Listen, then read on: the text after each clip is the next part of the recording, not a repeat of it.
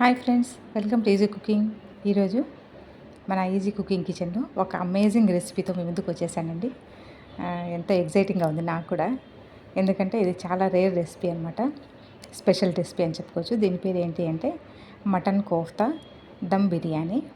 చాలా స్పెషల్గా ఉంది కదా, పేరు ఎలా స్పెషల్గా ఉందో టేస్ట్ కూడా అంతకంటే రెట్టింపు స్పెషల్గా ఉంటుందండి. డెలీషియస్ మటన్ కోఫ్తా దమ్ బిర్యానీ ఎలా తయారు చేసుకోవాలో ఇప్పుడైతే చూసేద్దాము. ముందుగా ఒక అడుగు మందం గల వెజల్ తీసుకొని అందులో కాస్త ఆయిల్ వేసి నేను ఆనియన్స్ ఫ్రై చేసుకుంటున్నానండి. ఫ్రైడ్ ఆనియన్ కోసము, బ్రౌన్ ఆనియన్స్ కోసం లేదా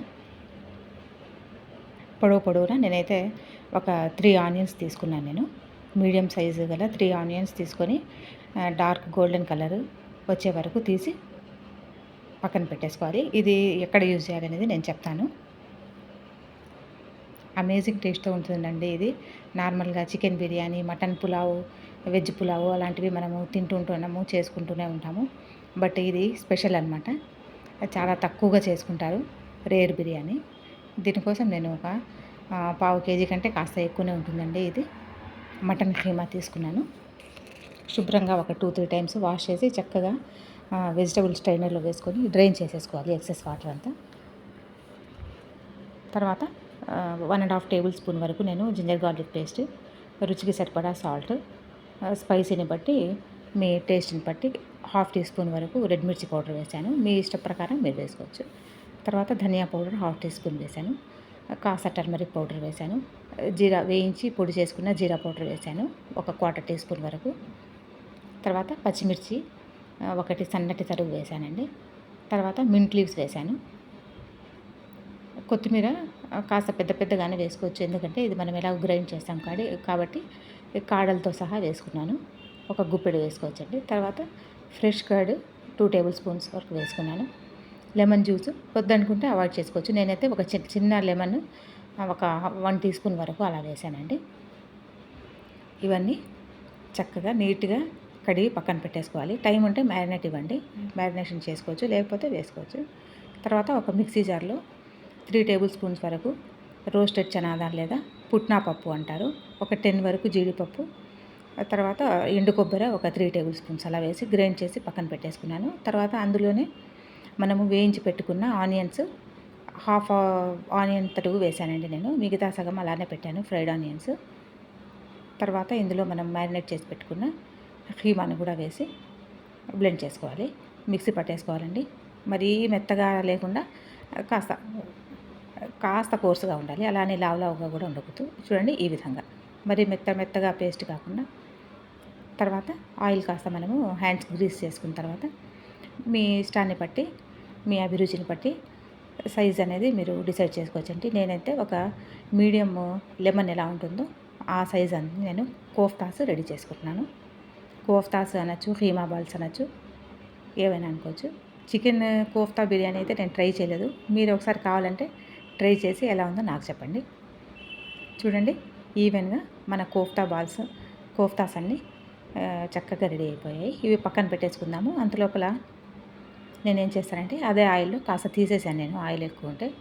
హోల్ గరం మసాలా వేసుకున్నాను, బిర్యానీ ఆకు, షాజీరా, స్టార్ అనీస్, దాల్చిన చెక్క, లవంగము, ఇలైచి.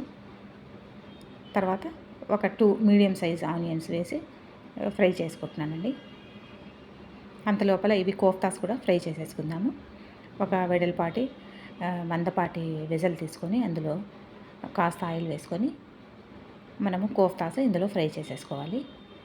షాలో ఫ్రైనే కాబట్టి ఎక్కువ ఆయిల్ అవసరం లేదు. ఒక పక్క అవి కోఫ్తాస్ మనకు ఫ్రై అవుతూ ఉంటాయి, అంతలోపల ఇది కూడా మనం జాగ్రత్తగా అబ్జర్వ్ చేసుకోవాలండి. గోల్డెన్ కలర్ వచ్చిన తర్వాత అల్లం వెల్లుల్లి పేస్ట్ 2 టీ స్పూన్స్ అలా వేసాను.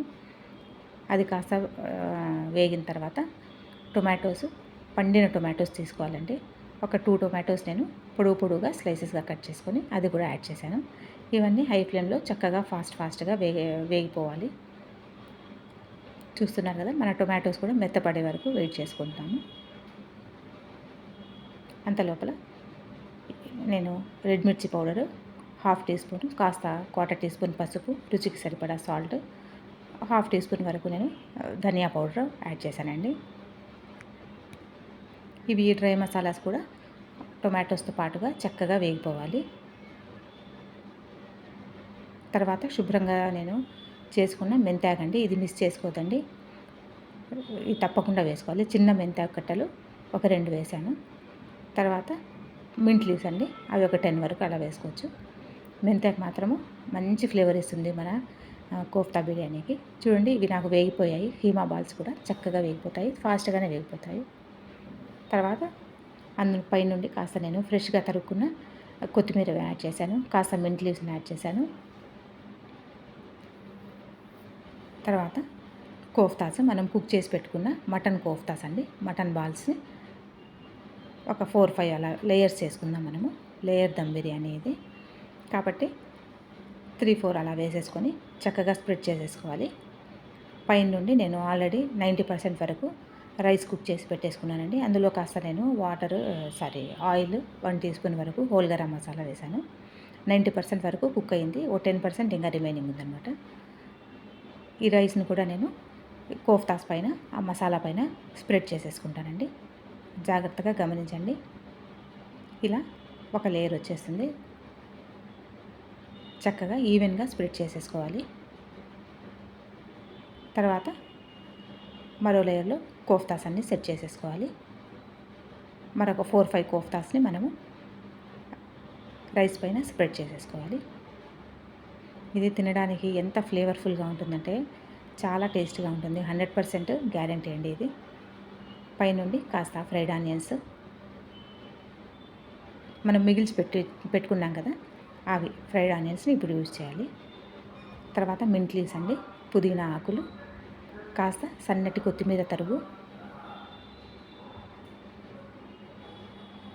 పచ్చిమిర్చి నేను కోర్మాలో పచ్చిమిర్చి వేయలేదు, అందువల్ల ఇప్పుడు వేసాను. మీరు కావాలంటే కోర్మాలో వేసుకోవచ్చు.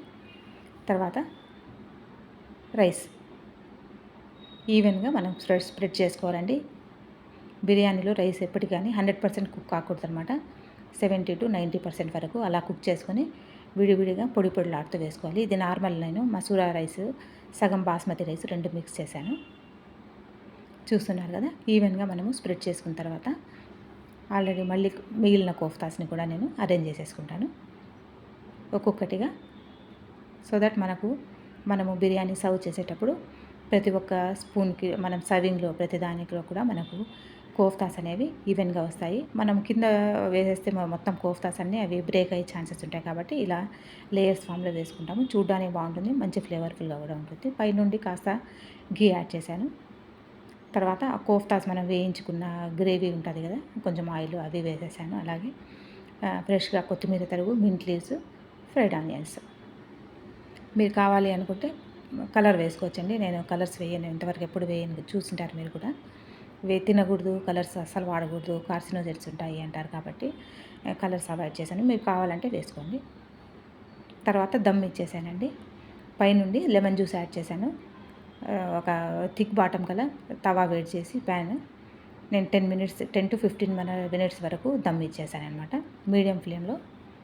తర్వాత ready to serve, ready to eat. వేడి వేడిగా మన కోఫ్తా దమ్ బిర్యానీ ఎంత టేస్టీగా ఉందంటే అసలు మీరు మాత్రం ఇది కంపల్సరీ డెఫినెట్గా మీరు ట్రై చేయాల్సిన రెసిపీ అండి.